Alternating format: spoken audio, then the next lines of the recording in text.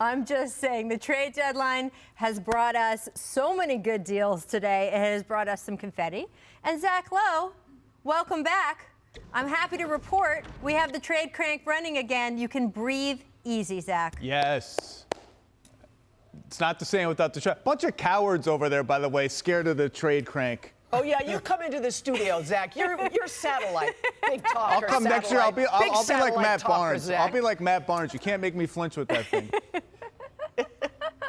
All right, Zach. Well, we'll see. Maybe we will arrange for a little surprise for you over there. Just wait. Please do. Just wait.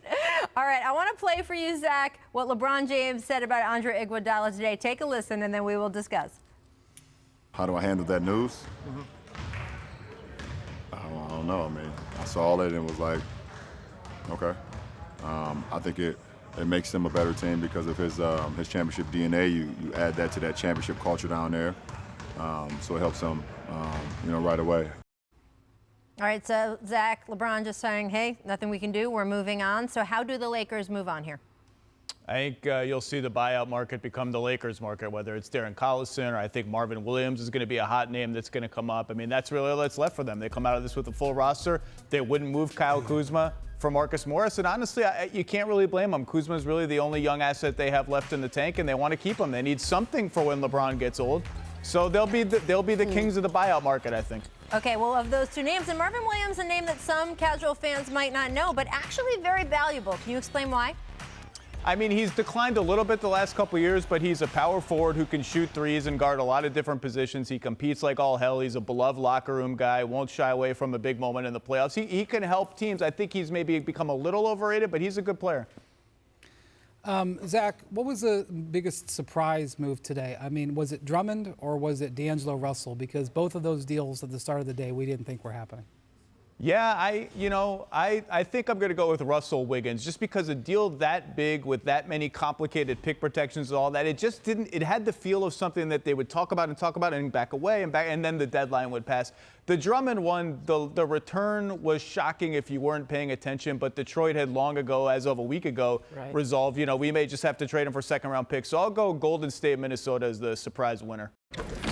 All right, so again, the buyout market, Zach just said it, it's going to be the Lakers market. That is the team we are going to be talking about. So do you think Darren Collison, and he is the name that we've heard a lot and just mentioned Marvin Williams as well, but let's stick with Darren Collison for a minute. Can he actually help this team after not playing basketball, not being motivated to play basketball at one point, and then coming back? And maybe the answer is yes. Well, if the Lakers had signed Darren Collison last summer, I would have been very excited because I think he was a $10, $12 million player. He had a great season last year shooting the ball.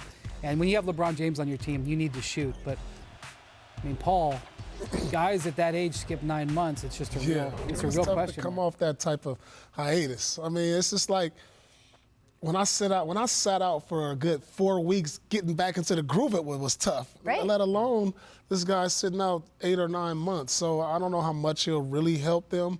I mean, because at the end of the day, LeBron is going to have the ball in his hands toward the end of games and big playoff moments. I mean, well, are you going to have Darren Collison in the game at that point? I'm not so sure. Are you saving him to help prevent injuries for the rest of the season to give some guys a break? So I'm not so sure if he really moves the needle. I mean, they have a championship point guard there already in Rondo. Yeah, but Rondo struggled this year, Paul. Yeah, that. But we all know what's Rondo's nickname. Playoff Rondo. Yeah, but at some point, I don't know how much working out Darren Collison has done. I mean, we've been hearing about him coming back for a while. I'm going to assume he's been in the gym the last 2 or 3 months. If he can get even too close to what he was with Indiana yesterday, I think it's a great pickup for them because it is all about depth. And maybe it's not going to be in the playoffs per se, but you don't know if he gets in there and there's chemistry and he plays well. One of those other guys might be out of the rotation. I think it should be their priority. The thing about it is, if you're the Lakers, you should be at least. You should be thinking every single day about the Clippers.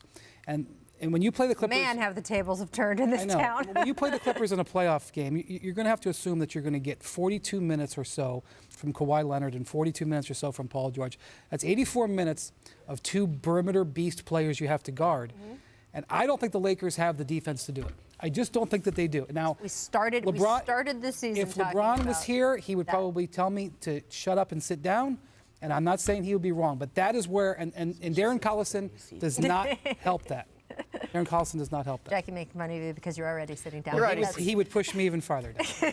And look, and they could answer those questions, absolutely. But to pretend it's not a question is a little bit silly. And this is where, by the way, I expect to see LeBron the recruiter again. There was a narrative for a couple years in this league, like, man, people don't want to play with LeBron, right? We saw Paul George not come to the Lakers when LeBron was there. We saw Kyrie leave the Cavaliers when LeBron was there, which, I mean, we're used to it now because it just happened and it's been years. But that was so unheard of, the idea that someone would walk away from a team that had been in the finals, the Batman-Robin combo, walk away from the greatest player of his generation and say, yeah, I'm not interested anymore. And LeBron said, just wait. Just wait till I get to a market and get in a groove with this team. You will see how I will recruit. And there is no question he recruited Anthony Davis from start to finish, made Anthony Davis want to come there, and then made Anthony Davis so comfortable. So that narrative has been flipped, and I am very interested to see LeBron James now the recruiter in this buyout market, because whether he helps them a little bit or he helps them a lot, Darren Collison or Marvin Williams or whoever they get, it's going to be a help. And so you want to get someone, and there will be other teams going for it. And again, in the buyout market last year, we saw the Lakers trying to be a player, and guys didn't want to come there. No. I think they are going to want to come there. That's a very good point. That's a fair point. Very different. And it's also the Lakers, too. I mean, it is LeBron, but it's also the Lakers. Absolutely. Thanks for watching ESPN on YouTube. For highlights and analysis, check out the ESPN app. And for live streaming and premium content, check out ESPN+.